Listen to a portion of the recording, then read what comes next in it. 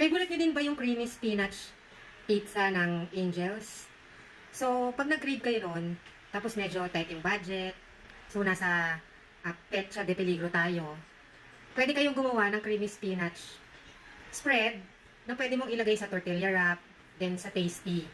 So, ngayon, yun yung gagawin natin. Turuan ko kayo. Disclaimer lang ha, itong mga pinagluluto ko is may kanya-kanya tayong way ng paggawa.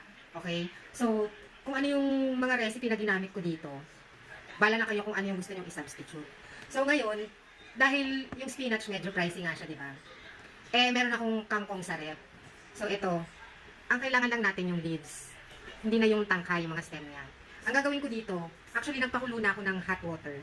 Iba-blanch lang natin siya like mga 1 minute. Tapos, after nun, i-drain na natin. Okay? So, kumukulo na yung pinapakulo kong water. Iba-blanch ko muna tong kangkong leaves. Let's go!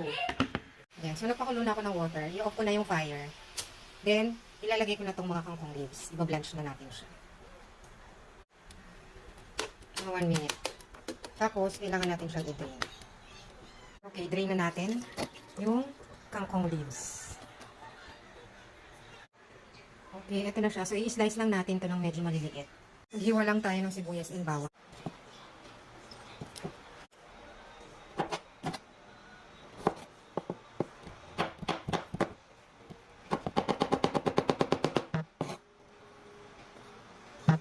Hiwa tayong sibuyas.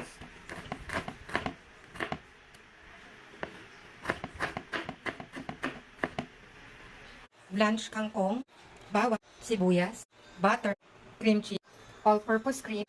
May bagong brand ng cream cheese ako nakita sa hypermarket. Ito yung Cheese Boy cream cheese.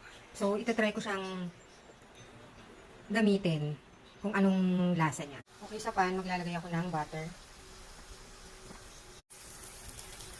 Lagyan na natin yung garlic. And yung onions. Igisa lang natin ng very, very light.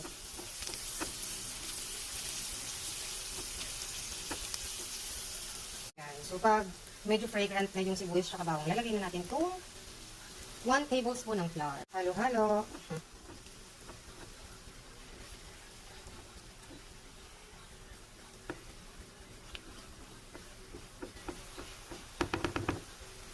Okay, lagay na natin yung all-purpose. By the way, kung ano lang yung available sa kitchen niyo, yun lang gamitin nyo. So, pwede kayong mag-substitute ng fresh milk, evaporated milk, kung wala kayong all-purpose cream. Lagay ko na yung cream cheese.